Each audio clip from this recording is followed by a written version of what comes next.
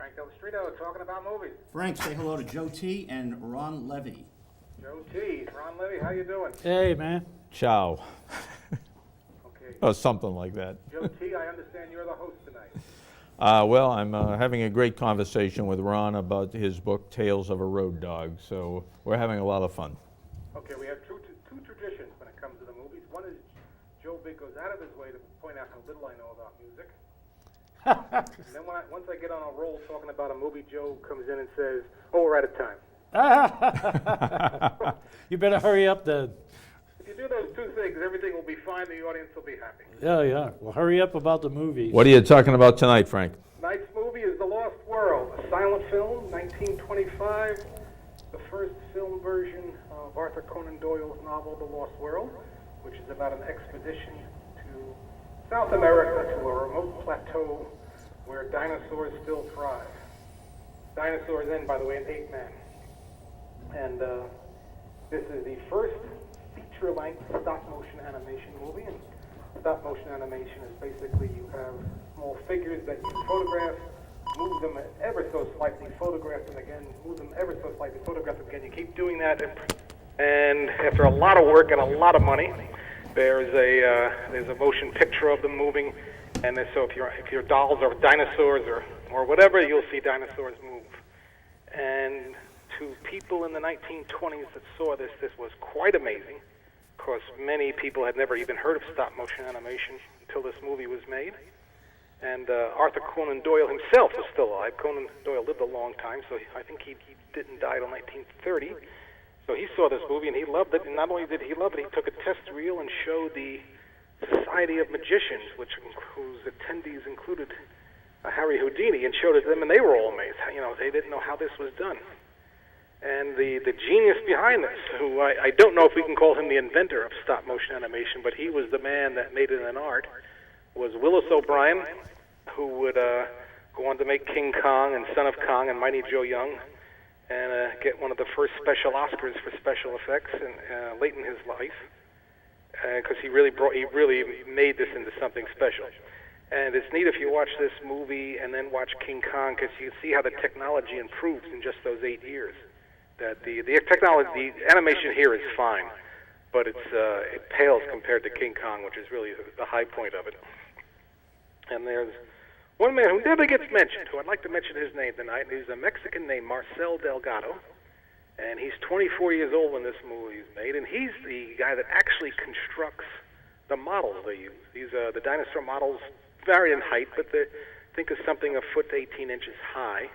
And these would be skeletons of steel with ball joints and things like that, all the much like your action figures today, but with more joints and articulated and all that. And then he and others would put the fur in them or put the rubber or whatever it was they were using on there. I think the model, there's no mammals in these animation models, so they're all rubber. There's no fur on them. That was a problem they had with King Kong because of the fur. They had trouble controlling it for the animation. And he would make these, and these were really works of art. And on the rare occasion that one of his models comes up for sales, we're talking 6 figures to purchase it. I think the last, they call them armatures. That's just the skeleton part, the steel part. I think the last one that went up on auction a few years ago went for $250,000 or something like that. These are real American treasures. They were really something. And he and O'Brien worked together for a long time. And a lot of the things they worked on never came to fruition because these stop motion animation was so expensive for the movies of the day. A few weeks ago, we showed a movie that O'Brien was involved in called The Most Dangerous Game, and it was filmed not simultaneously with King Kong, but about the same time because they wanted to use the same sets, the same actors, and all that.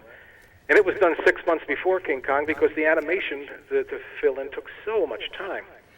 So Willis O'Brien was always trying to come up with ideas for stop-motion animation features, and a lot of them died on the vine because he could get money for a test reel, but then he couldn't get money for the whole movie. So there's a lot of movies he could have made that he didn't. You can count on one hand the feature-length stop-motion animation movies he made.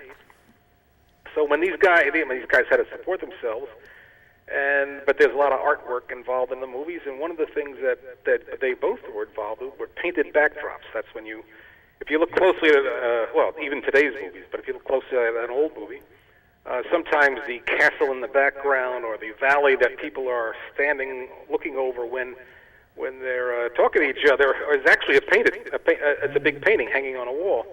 And when you realize that, and you look at it and say, wow, that is really a good work of art there. And these, with few exceptions, are not preserved. They'd be used in the movie, and they might even be painted over. They use the big canvas for another one. And Frank, that's going to be our movie tomorrow night at 9 o'clock here on Wingcam for all our viewers. Okay, am I out of time? Yes, you are, sir. Hey, we'll talk to you next week for our next public domain film. Very good. Talk to you soon. Bye-bye. Thanks, Frank. All right, thank you. Nice meeting you. Good meeting you. Bye-bye. He's awesome for like 3 years.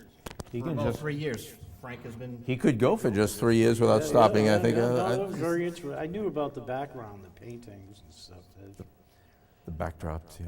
That's visual radio. I hope you had fun. Oh, it was a blast, man. We're Thank right you so around the much. corner, and we're off in 10 seconds, people. So remember, Reeling is next from MATV. Views and opinions are ours, but you had fun watching us.